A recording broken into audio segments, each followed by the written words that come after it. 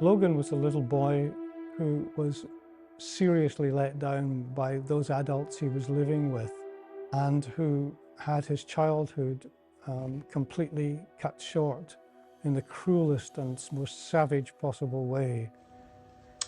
Please help me, please! Where are you? My son's not here, my boyfriend's not here! Take a breath, take a breath. What's his name? Is his name Logan? Logan! And he's 5, is he 5, did you say? He's 5! Logan! Like everybody else, I remember waking up that morning and seeing the news. Police are investigating after the body of a 5-year-old boy was found in a Bridgend river. The mother of 5-year-old Logan Mwangi, whose body was found in a river in South Wales in July, has been charged with his murder. Logan's stepfather, 39-year-old John Cole, and a 14-year-old boy are also charged with his murder. I'm arresting you on suspicion of the murder of Logan. What? There are still moments where my head will go back to times in the courtroom, things I've heard, things we saw. The world is a colder and darker place without his smile and happy energy in which he lived his life.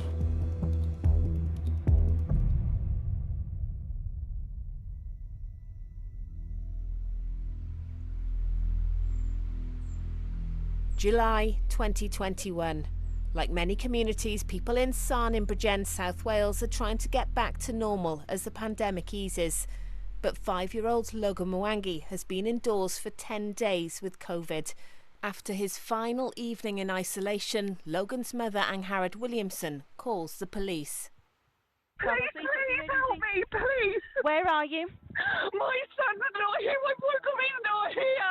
Take a breath, take a breath, because I can't understand you when you're crying. There's somebody who's not here! Okay. Who's not there? My son, he's 5, he's not here! Okay, take a breath. When did you see him last? I tucked him in the bed last night and I've just got up and he's not here! Logan! Okay.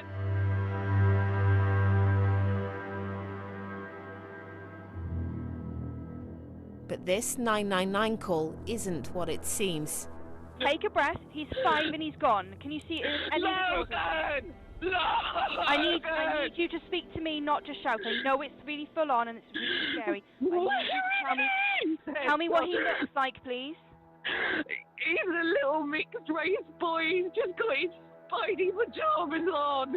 Well, this is very dramatic, I mean, and I can understand that the person who's receiving the call kind of just totally takes it at face value, because the way that the mother is actually behaving is incredibly distraught. She's pretending to be incredibly ignorant of her son's whereabouts and what happened. So it's understandable that people took her at face value to start with. Parents have been shown to be, especially parents who've been criminals, have been shown to be incredibly manipulative. And she was explaining that her partner, John Cole, was out apparently looking for Logan at the time. So who's run out after Logan? My fiance, my partner. Your partner has, okay. So Dad's gone out looking, yeah? What's Dad's name? John Cole. He's stepdad, but virtually dad. Oh, God!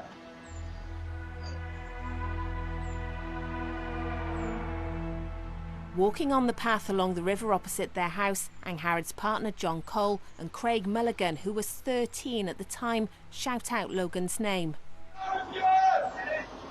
I mean, a child missing is awful.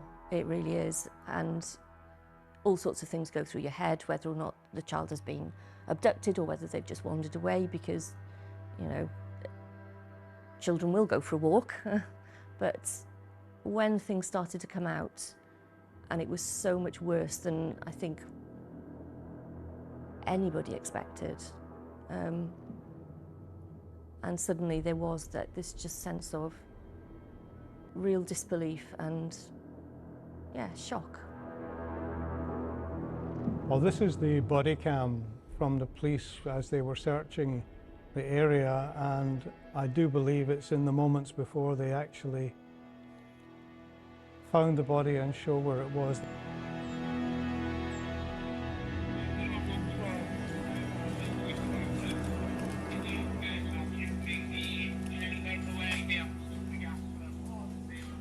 Within an hour of that 999 call, the police discover Logan's lifeless body in the river, just a short distance from his front door. It actually makes you feel physically sick when you know that something like that has happened, or something that unexplained but is not looking good has happened. There is a physical reaction, I would say, and I certainly felt it. And judging by the way that people I spoke to, or rather spoke to me, I would say that they also had a physical reaction. A report of a missing boy has now turned into an investigation into a child's death. The police begin to notice unusual details. The tumble dryer is in the middle of a cycle and there's no sheet on Logan's bed. Well, I'm not allowed to see my own biological son. I heard. Look. He is unconscious. Why is he unconscious? Listen, I don't know. I don't know. Right now, the best thing... All I'm getting is answers like this. Why is no one telling me what's going on? I don't know. Sweetheart, look. He's please. my baby. What's going on? Shouting, arguing, appearing to be incredibly distraught, distressed. Stepfather trying to apparently reassure the mother. This is just all incredible, and it just shows the manipulative quality of some people, especially some criminal people who have actually now committed one of the most heinous crimes that you can imagine, and actually trying to show that in fact they were just victims themselves. I do. I'm not saying it's not reasonable. If he's unconscious, he needs me. He needs warm clothes. He needs mum. He needs his look. It's okay. I feel so useless, Dad. It's not my fault. Putting on a display of concern, all building up a picture, as they thought, of obfuscation and trying to actually detract people from what effectively turned out to be the truth, which was that they were the criminals. Police were knocking doors, divers and forensic officers were looking for clues. It began to become clear that the evidence pointed towards those who should have been caring for Logan. This next video is actually, I find this quite interesting. This shows the arrest of John Cole by police officers. You know, he's trying to appear surprised, he's trying to appear like amazed that they're even thinking that he had done anything wrong. As we know now, he's been convicted of murder, and we know he's done wrong, and this was all an act.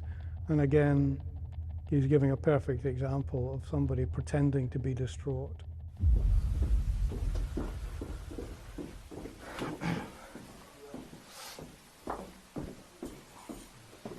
Okay, so this is John, okay? All right, John. Right, you've obviously come to speak to. What I need to tell you now, okay? 1822. I'm arresting you on suspicion of the murder of Logan. What? I do not have to say anything, but it may harm your defence if you do not mention when question, something which you later rely on in court. Anything you do say may be given in evidence, okay? The necessity for my arrest of you today is for prompt and effective investigation, to protect a vulnerable person, and to prevent the loss and secure of any additional evidence we need, okay? Right. What's not? What? Right, John, I'm done. What am I going to do now? Okay. I just found out what's an expected this. I know. The second video too is a mirror of this in some respects, that when the mother of Logan, Angarad, is being arrested, and she's apparently incredulous that they'd even think of that. She's putting on a particularly distraught performance, hyperventilating, crying, etc. And the police are again being very respectful, very gentle, but firm. This is not very long after the whole matter had come to their attention. Why am I getting arrested? Right, do you want to have a sit down by there a minute, please? Right, have a sit down by here a minute, Howard. And have a sit by here now. I'm gonna sit down on I haven't done anything wrong! Do you want to have to sit down by there a minute, right? Don't want you falling down, right? Have a sit down by there, okay? Okay? Right. You're under arrest on suspicion of murder, okay? So you do not have to say anything, but it may harm your defence if you do not mention one question, something which relates to the court. Anything you do say may be given in evidence. Okay? It's as part of the investigation. I haven't done anything wrong! Okay. Where is Logan? Where is Logan, He's please? still with us at the moment. He's still in the hospital with doctors. What happened to him? Can't explain anything further at the moment. Why is nobody talking to me? You're supposed to be helping find out what happened, not arresting me when I'm telling you my son. Okay. What is wrong with you guys? You're supposed to be helping me. I understand you're upset. I understand. Is your son dead? Is your son being found in a river? Okay, Anne Harrod. We understand you're very upset. We've got an investigation. I'm very upset. I've just lost my son. It's so easy in retrospect to sort of look at this and think, you know, this is an act. This is manipulation. This is people pretending they know they've done wrong. But at the time, most people probably would still have elements of doubt. This CCTV footage shows John Cole carrying something out of the house in the early hours, with the teenager close behind. Cole later admitted to the police he was holding Logan's body. Not long after, the pair returned to pick up the pyjama top the 5-year-old had been wearing and place it in a different part of the river.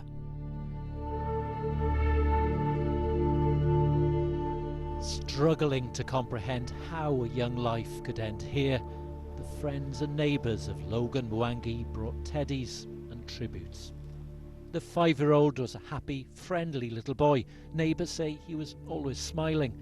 He used to visit Ian and Jasmine's garden. They remember him being full of laughter.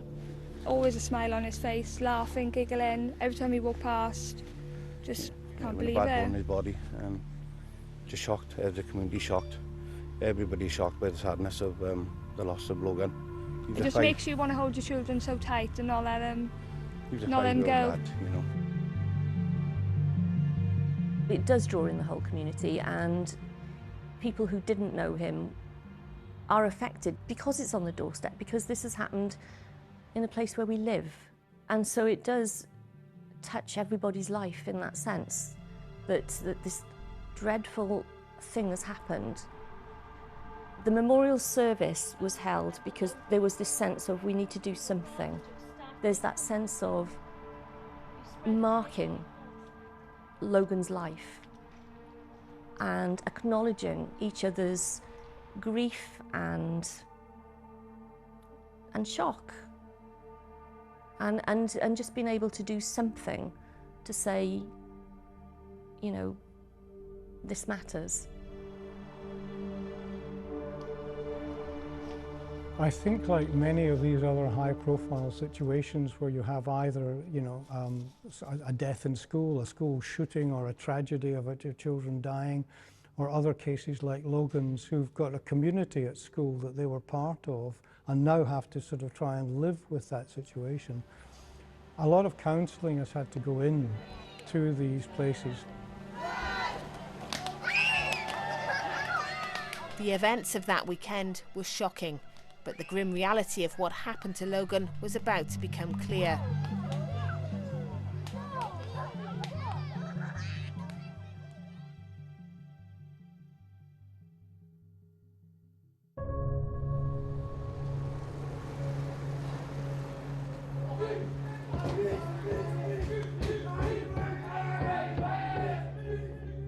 The case came to trial at Cardiff Crown Court in February 2022.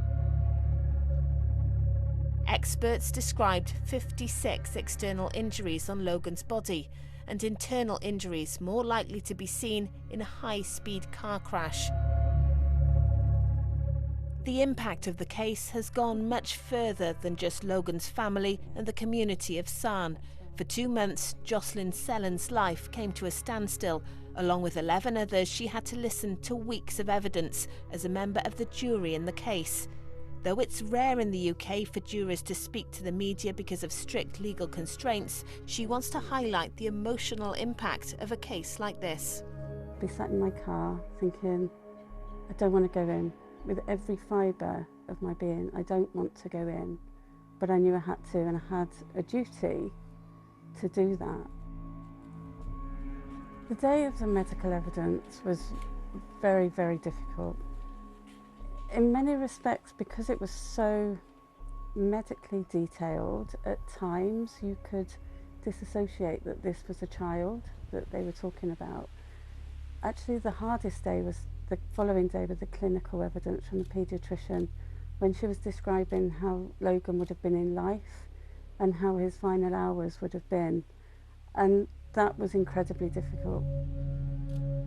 Because your imagination will take you to very dark places when you're hearing that kind of evidence, it's very, very distressing. And you can't help thinking, well, as I'm sure people would do reading the papers, that you just keep going to what was happening for that child and how he must have been suffering, and that any appropriate caregiver would have been absolutely clear that he was in acute pain. And that was hard, to just listen to that, to see the defendants, and you know, there was only 3 people in that house who know what happened. Older injuries, such as a broken collarbone, suggested there'd been sustained abuse. There were concerns about his safety, and he had a rather dysfunctional family background. And it's said that he was considered to be at risk because he was subject to a child protection plan. But then it seems that they considered about a month before he died that he needn't be at that level of risk anymore. And so he was effectively, it was sort of downgraded to what was called a child in need. And every child in need still, as the name suggests, needs extra resources, support, help. The issue here, of course, is, as we all know, during the pandemic especially, there has been an incredible degree of difficulty from all the frontline agencies, so whether it's health, police, social services, in actually addressing all the work that they have to do, apart from the fact that there are lots of vacancies to be dealt with as well, and caseloads are very high. This is the room where Logan was shut away. A stairgate across the door stopped him from getting out when he had COVID. He was made to face the wall whenever anyone came in.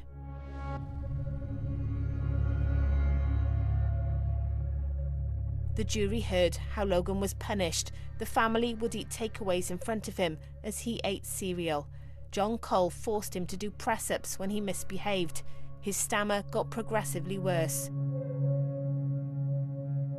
It was a fully immersive experience in every sense of the word.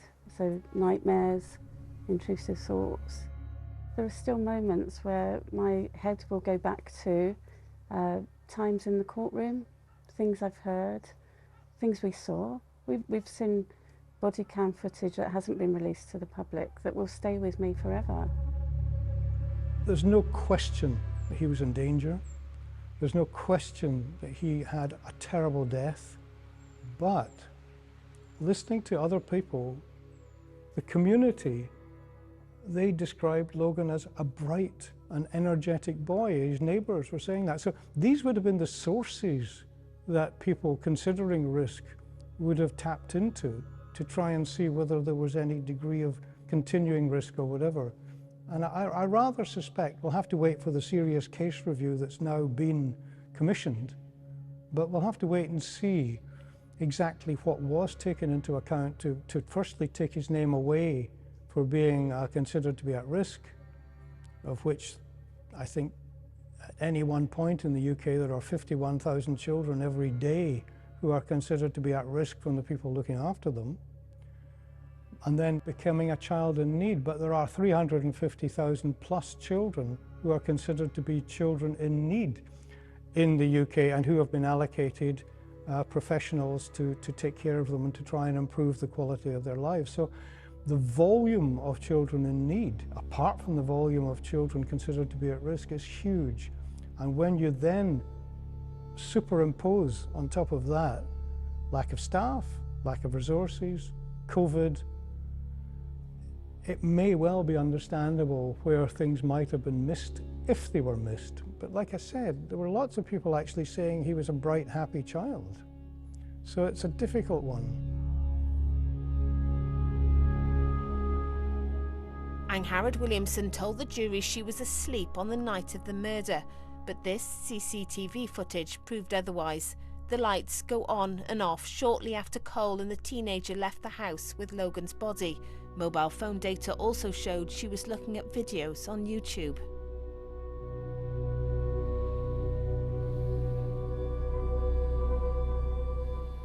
John Cole and Angharad Williamson blamed each other throughout the trial. She would often shout, "Tell the truth," but never gave the jury or the family an explanation of how Logan sustained so many injuries. After 8 weeks of evidence, the jury took just 5 hours to agree on verdicts. All three guilty of murder and perverting the course of justice. Logan was a beautiful, bright and innocent 5-year-old little boy who had his whole life ahead of him. It's difficult to imagine how Logan must have suffered at the hands of those who he trusted, and inconceivable that those who should have loved and protected him betrayed him in the worst possible way.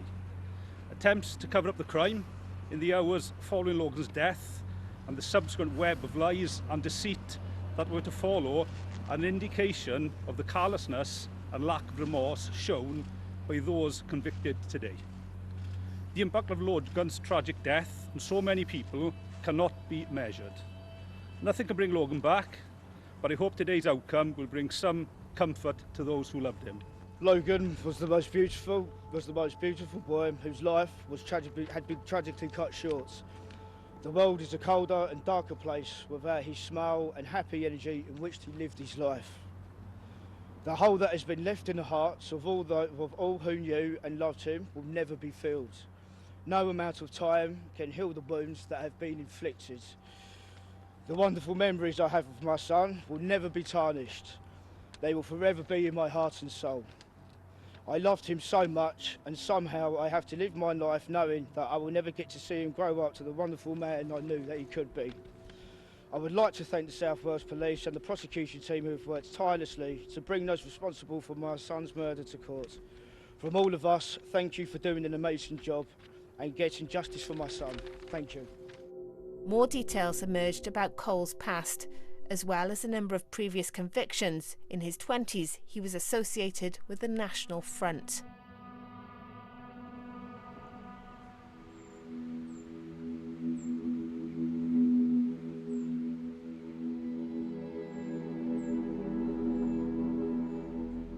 A year on, tributes remain by the river where Logan was found. The impact of Logan's murder is still very present. There has been the shock, anger, deep sense of loss. But I'd also say there's hope. There's a sense of hope in as much as the community did come together and did mark Logan, and will continue to do that because he was one of their own. And so even though that grief will continue to spiral for a while, there is also hope for the community because it is so tight-knit and because it has held each other in terms of the way that it came together in Pandy Park, the memorial service, and it will continue to do those things because it cares. Everybody cares about their next door neighbour. Nobody would think that this is not a tragedy that they never want to see again, but a little bit like saying to the police, well, can you guarantee us there's going to be no crime? Well, of course they can't. Or to medics, can you guarantee that nobody's going to die in the operating theatre? No, they can't do that. But all they can say is, well, we'll try our very best. And that's exactly what social workers do. Of course, The goal is never to have another Logan, but I think sadly that's not going to be the case. People will say, and people have said, why does God allow these things to happen? And it's not a question I can answer. I cannot answer it. But I understand their grief, and I understand the confusion. And all I can offer is that actually God understands that too.